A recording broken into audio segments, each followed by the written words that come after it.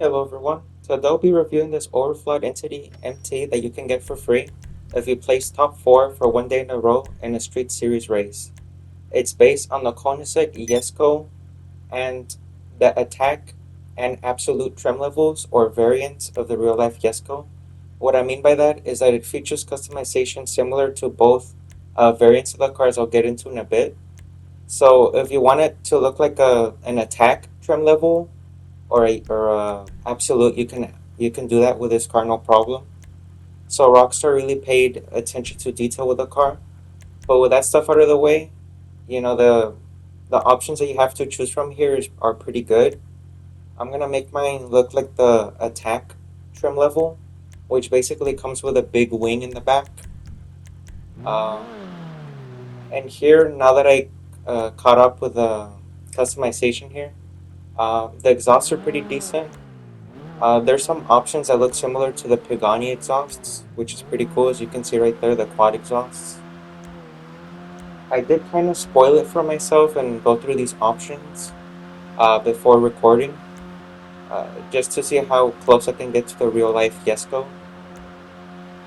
And for the exhaust, a similar option to the real life car would be the jet exhausts. It kind of looks like a phone charger, in a funny way, but that's how close it looks to a real life car. For the hoods here, if you're very into carbon, you can of course do that. If you want to smooth that out and make it look like the Agira or other Koenigsegg models, you can do that. It does come with a bit of a pinstripe for some reason for some of the options, but this car is highly customizable. You can make it to your liking. I say that for a lot of vehicles in the game, but it's really true for the newer cars. You can really make it unique. For the liveries, these liveries are pretty good. I might come back to it, maybe not. But I'll just go through them real quick for those of you who haven't seen it yet. Maybe you're interested. This Swedish stripe, that one's pretty cool. That one comes stock with a car if you win it for free. I want it for free, but I took off the customization to, uh, you know, make it clean for the video. There is a two-tone option that blacks out that area right there where the vents is, and then you got your yellow stripes, your red stripes, and all that stuff. I did some research as I always do, but I did not see any of these liveries on the real life car. These might be inspired by other Koenigsegg models. I believe I'm pronouncing the name correctly, but I might be wrong. But all of these are very well done. I have no complaints. I might come back to it later, but for now I'm just gonna show you these options. You have your usual primary and carbon options here, which is pretty nice to see. For the respray, I want to make it in orange. Um, as a bit of an homage to the first Koenigsegg. Orange is also very iconic for the brand. For those of you who do not know about it, for as long as it's been around, it's been debuted in an orange, if I can remember correctly. And since Top Gear did a review on this car a few years back, they were given an orange version of the Jesko to review, which is pretty nice. So that's what I'm going to do here. I'm going to recreate that car, make it all orange. And I know it looks very ostentatious for the interior as well. But let's see, I might match it as well. Maybe leave it black. It would have been nice if the headrests were also paintable, or if they did different seats, because those seats are a bit generic. They've been seen in other vehicles before. But you know what? Let's make it all orange, right? It's a hypercar. You really expect, a lot of outlandish things. And again, here you have your usual carbon and your secondary. Actually, there is no secondary. But you can remove it, add carbon, that pinstripe that was seen on the hood options, you can do that as well. The side panel doesn't really do anything. You can't make it primary or secondary, which is pretty strange. For the skirts here, these options, there's about five. but you still have a good amount of stuff to work with here. I like the street skirt, similar to the street bumper that I chose, or the front part of the bumper. Yeah, the splitter. I don't know why I called it a bumper. It's more of a splitter. But for the skirts, I'm just gonna match it as well. Here for the wings, I believe the XL wing is similar to the attack trim level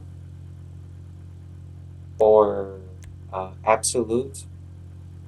I might be wrong. They're not really like trim levels. I don't know why I keep calling them trim levels, or they're like variants of the car. This vehicle was highly customizable, so you either had the option of having those fins or a full on wing like this. The Entity wing, that one's similar to the car uh, available in the real life car. So I'm gonna go with that one. I just love the way that looks. It fits the car very well. For the suspension, it isn't really that noticeable because it's already pretty low. So I might as well just put a competition suspension anyway.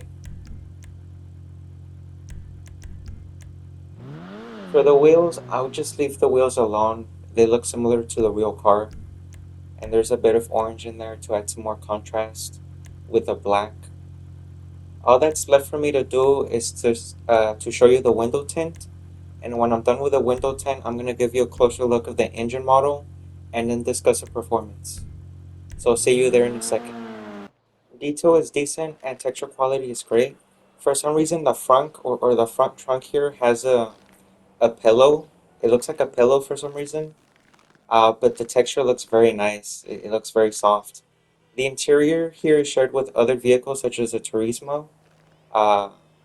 the Turismo Imaggio. The engine model is not unique, unfortunately, to this car. It is featured on the Turismo R, which is a vehicle from 2014. But the texture quality here is good. I'd say it's great. So it's still acceptable. I also want to quickly mention that it doesn't have the special doors from the Koenigsegg. But hey, at least it has floor mats in there, you know. The center console looks cool. I like the way this looks. Speed and handling is great. I love the way this car performs. It does a good job in straight line speed as well. I have no issues with bumps or anything, which is a big issue with handling flags. It appears that Rockstar went back and fixed the way this car performs, which is pretty cool to see. Now it really feels like a hypercar, how a hypercar is supposed to perform. It just takes the corners very well. It feels very fun. It's very responsive. That's something that you'd expect from a car in this class, and it delivers that perfectly. I know that some people will say that there's some other vehicles in this class that are a lot faster, and I might have to agree. But with the right tracks and the right player using this car could be very competitive. It has a lot of potential, and it's unfortunate that it gets a very bad rap. But I highly recommend it. But that's all I got for today.